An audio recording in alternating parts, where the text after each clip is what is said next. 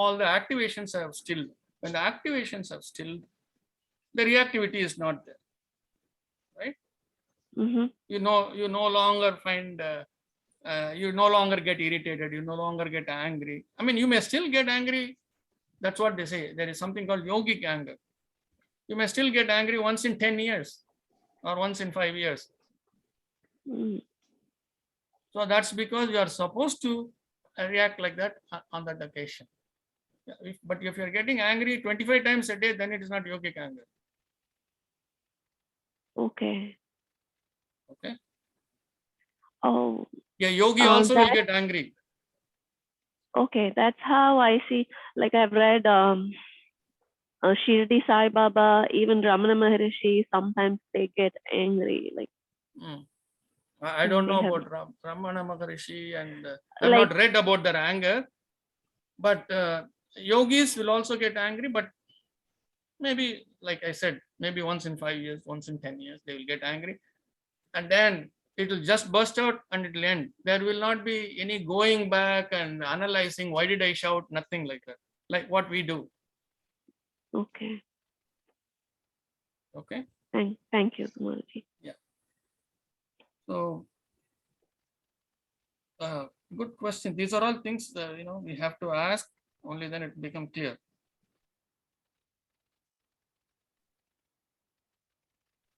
So we are now saying only what is remaining is with whatever remaining, the samskaras, the klesha and karma. So just to be with the activations are still, and just to be with the kleshas and karmas is another state. Another state. Bhava pratyayo videha prakriti layanam. Okay. Bhava pratyayo. Bhava pratyayo means anything that relates to created matter. Anything that relates to created matter. And the next word will tell you what that created matter is. So, videha prakriti. Videha. Take that word videha. It is actually two, made of V plus deha. Deha we know, right? Deham. In Tamil we say degam. Deham. Deha. Deha means the body. Yes. Videha means physical body. I'm sorry. Vishesha body. Vishesha deha. Videha means Vishesha deha. So, Vishesha deha. We have a physical body. What is the Vishesha deha? All of us can identify ourselves with our physical body. What is that we are not identifying with? We are not identifying ourselves with Vishesha Deha. Huh? What is that? Somebody was saying something. She said Atma. Yeah, in a way. So we are not associating ourselves with our higher entity. That is the soul.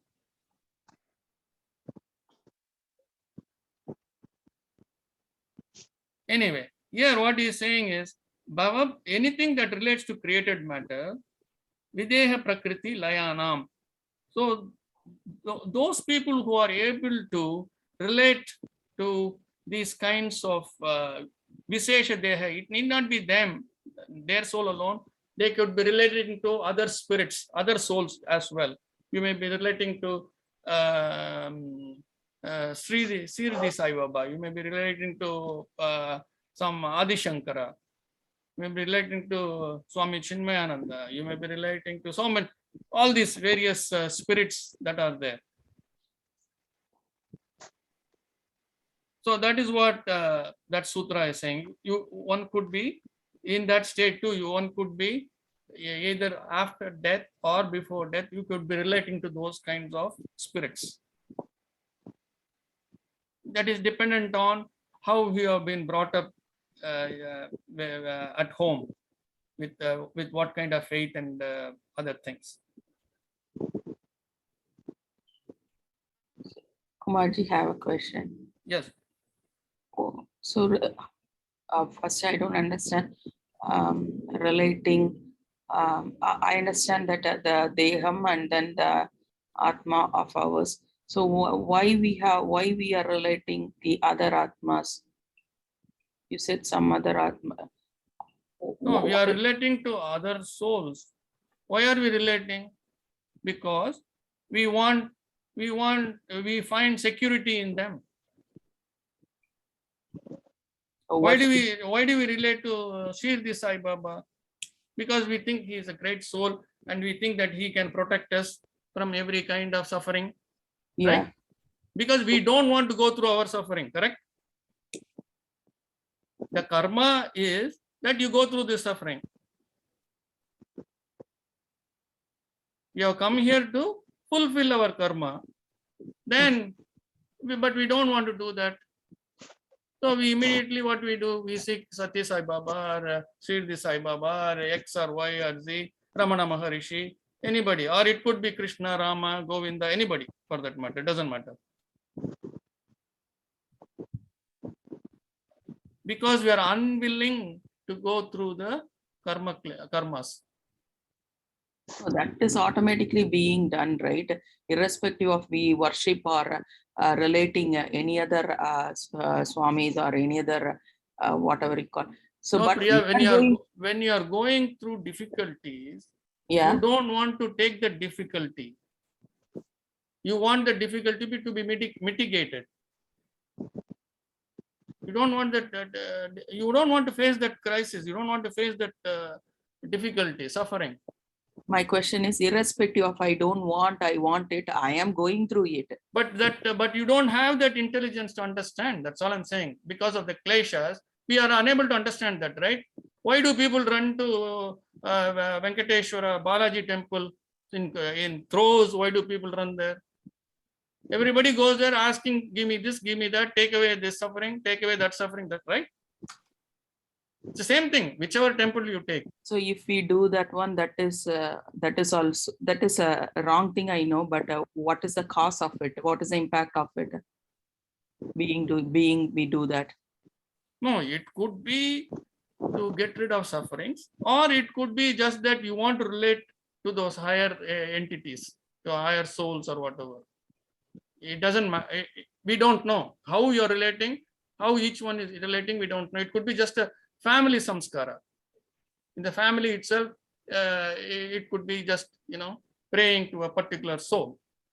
Okay, as per this Yoga Sutra, if we relate like that, what is the whatever the crisis, that is fine. How we are relating is fine. But as per the Yoga Sutra, what is the impact of it when we relate? So what they are saying is, when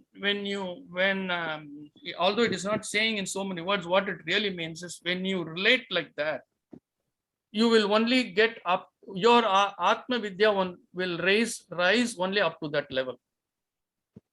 If that soul to which you are relating has only 50% Atma Vidya, your Atma Vidya will also will rise only up to 50%. It will stop there. It won't go beyond. It's like depending. It's like belong to a certain institute or certain what do you call the expertise. You Yes. go there, and then you obviously that's the limit. And in the sense, like whether you are going for some benefit or a clarification or a purification, it will happen to that extent. Yeah, think of it like a professor or a teacher. You will only get as much as the teacher knows, nothing beyond that. So it is like that. Okay. So if I want to just share my experience, Kumarji, or not experience, at least my understanding where I was relating this sutra was to, is like we all have Ishta Devatas or any of those we work through, which is good. But where I remember hearing this and again, for me, I keep that as a yardstick, right? Where you can only go up to that. So there is that is what the Patanjali Muni is calling out, is whoever it is, if you are bounding it on a person, rather than the Ishvara, which you will see here, you'll call it in 3 different names in this whole thing. You will only reach there. That becomes your limitation. There is he doesn't calls it whether it's good or bad, but he just basically, that's how I kind of keep it. So yeah, there is actually a following sutra, maybe in another 10 or 15, 10 or 12 sutras we will see, where he will clearly say that also, that your experiences will be limited. Your Limiting Atma yourself. Vidya will be limited by that soul's Atma Vidya. He will clearly say that too. So the aim, once again I'm coming back, the aim, Priya, is you have a source of infinite knowledge, infinite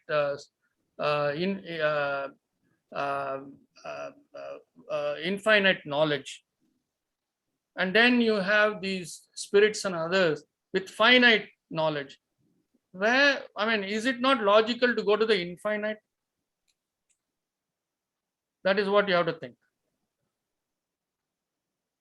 And if you say, no, I'm happy with this finite little bit of knowledge, okay, fine.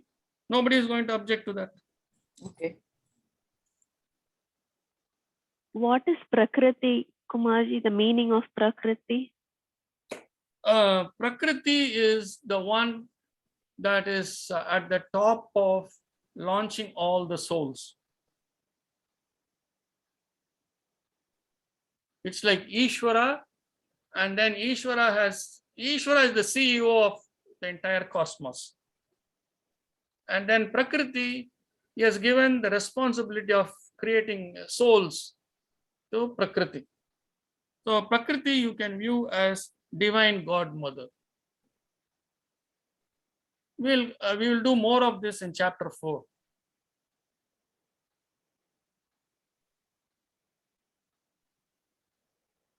The cause of all creation is Prakriti.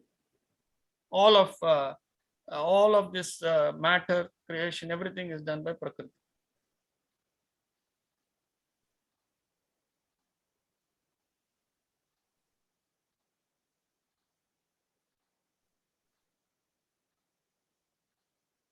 Okay.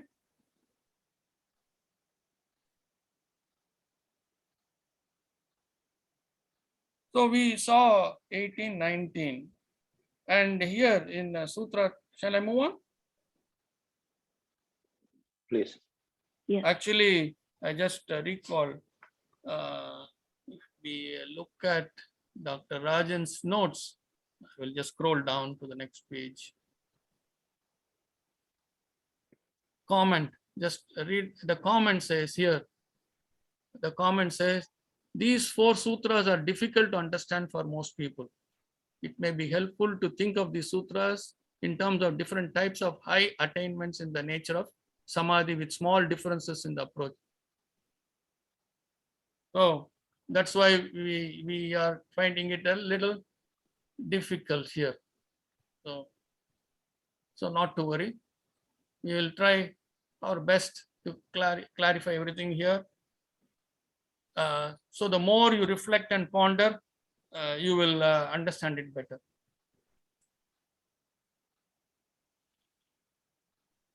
So we saw 18 and 19. 19 is a very small set of people who have this ability to completely relate to spirits outside completely. I'm not out of faith and thinking that, okay, I'm relating to this, but these are people who can completely relate to those kinds of spirits and maybe communicate with them, whatever. So that's a very small set of people. For all others, iteresham, sutra number 20, the last word, I'm going to the last word, iteresham, for all others to get into a state of samadhi or whatever, what do they have to do? Shraddha, virya, smriti, samadhi, prajna, prajna, shraddha. So, shraddha is strong faith, very strong faith. We know. Shraddhaya panna, we say, right? With good intention, with strong faith, do that. Virya means with energy, energetic effect. Smriti is memory. Samadhi is to be able to get that divine connectivity. And prajna is that intuitive awareness that comes from that connectivity. So for all others, purvaka. Purvaka is again means before. So that is before we get to that state of samprajnata, all others will have to go through this shraddha, virya, smriti, samadhi. See, all these 5 things that he has said here, he is going to tell you in much more detail in chapter 2 in Ashtanga Yoga how we can do all this.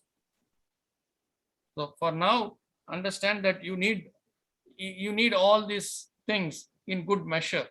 And how to cultivate this, we will see as we go on. Shraddha, having very deep faith in what you are doing. You must have that conviction and very, very deep faith. If you are going to constantly question, what is it I'm going to get out of this? Then you are not going to move much. So you must have that very strong conviction. That is what Shraddha is all about. So with all this, you can get different states. So 18, 19, 20 is actually complementing Sutra 17. Sutra 17, he has stated Samprajnataka state. What you will may get before getting to Samprajnataka state, he is describing all that in 18, 19, and 20.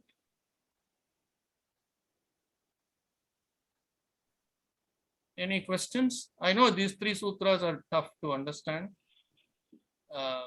Just be with that. Any questions you ask me, we will clear that. But this is something that you have to reflect a lot on yourself. And this will become clearer as we go forward. Trust me. But that does not mean if you have a question, you should not ask. You should ask. So we should, Kumarji, have the 20th. Could you give me a summary of the week? Should have Shraddha, Virya, Smriti, and Samadhi in order to achieve the 17th. Yes. So actually, he has used that word purvaka. So he says you will get to a state even before it happens. This happens. The Shraddha, Virya, Smriti, Samadhi connectivity happens even before state of 17. That's all he's saying. For all others, if you are not in the 19 bracket, if you are not in Sutra 19 bracket, I said that's a very small group of people who can make this connection. They may not connect to the unmanifest divine, they are connecting to some other higher entity. Okay. The others, all others, which is the major group, which is probably 99% of the group, they all have to go through these 5 steps that he is saying: Shraddha, Virya, Smriti, Samadhi, Prajna. And that is where we are all going to fall into. And that's what he is going to describe in much, much greater detail in chapter 2 of how to do this.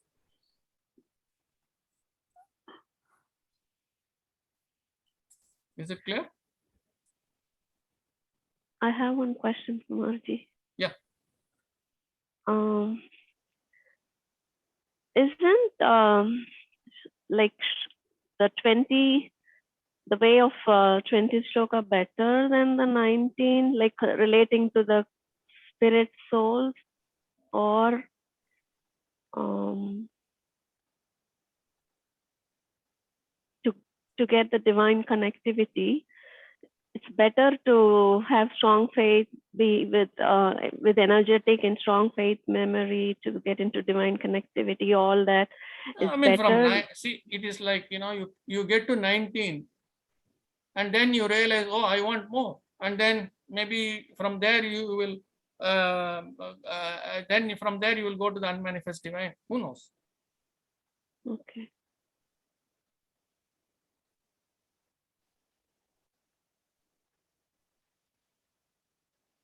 So these are all, like I said, 18, 19, 20, these are all states that occur before we get to 17. Samprajnataha is the ultimate state for now.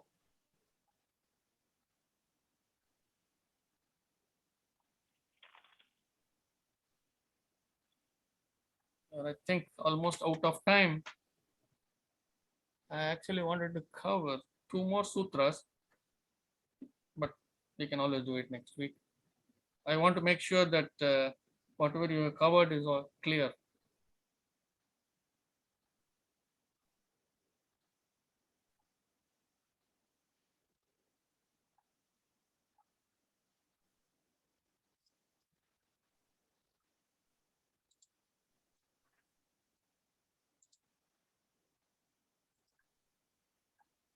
Is there a difference between Samprajna and Prajna? What is the difference?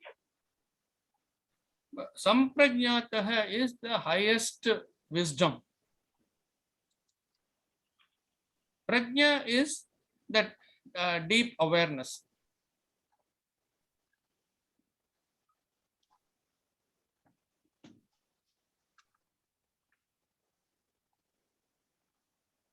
It's like saying good and very good, right? Okay. Good, very, very good. Something like Samprajnataha is very, very good.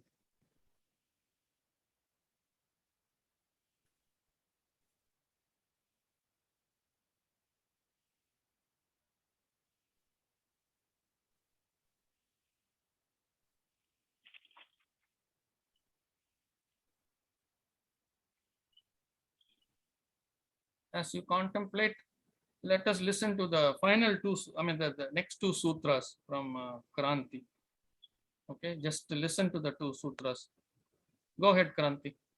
Yeah. तीव्र संवेगानाम् आसन्नः मृदु मध्य अधिमात्रत्वात् ततोऽपि विशेषः.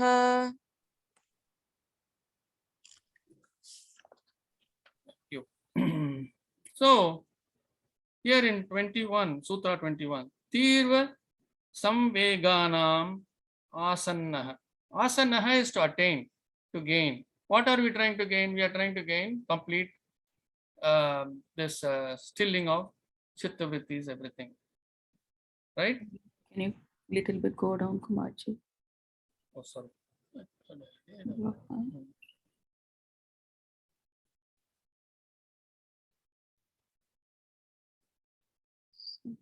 So, Tirva Samveganam Asannaha.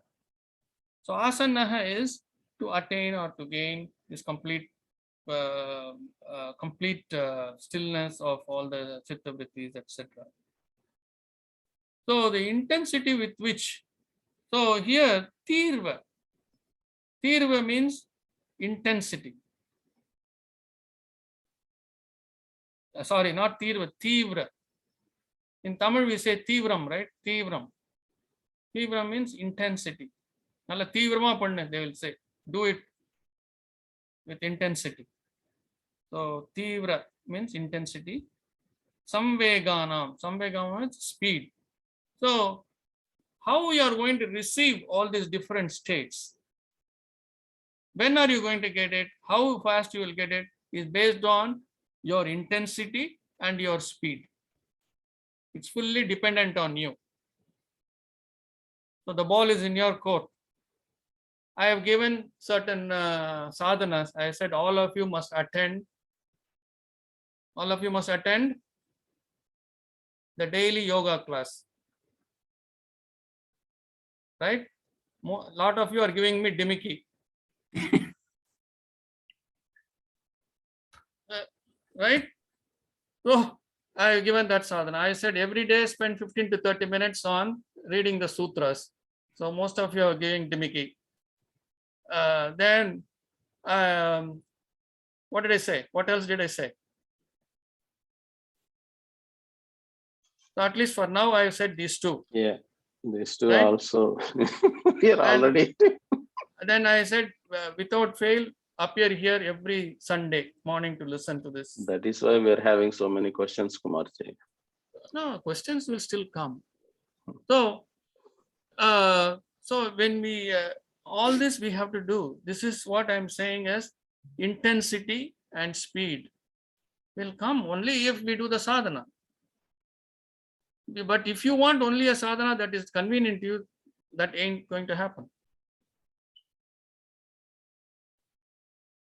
So there are 3 sessions of daily yoga that is being done every day: 7 to 8:30 in the morning, 5:30 to 7 in the evening, and 9 p.m. to 10:30 p.m. in the late in the evening. Choose one of the 3, but you must attend one session. Yes. If you don't attend that, you're not going to move much. Theory alone is not going to take you too far. Theory is for some understanding, but in that class, there are going to be a lot of things that are going to be done. I strongly recommend either the 7 o'clock session or 5:30 session, because 9 o'clock is too late. It's a bit too late in the evening for most of you. But if that's what will suit you, at least do that.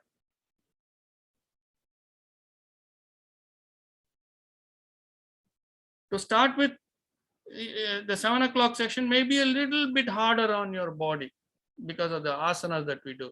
So start with the 5:30 session, but you must be physically present. I don't like you watching. Once in a while, you can watch that YouTube recording, but on a daily basis, you must be there physically, because chakra dhyana is being done, and that is going to cleanse you. It is like brushing your teeth every day. Why do you brush your teeth every day? For hygiene, for all the bacteria to go away. So this chakra dhyana is to do that, to remove all the bacteria inside. But nobody wants to listen. So on that note, it's 6:58. We have another daily yoga class, so we'll stop here. And we will start with Sutra 21 again next week. So we'll close here. Namaste, everyone. We'll see you next week. Namaste. Thank you. Namaste, Kumar. Namaste. Namaste.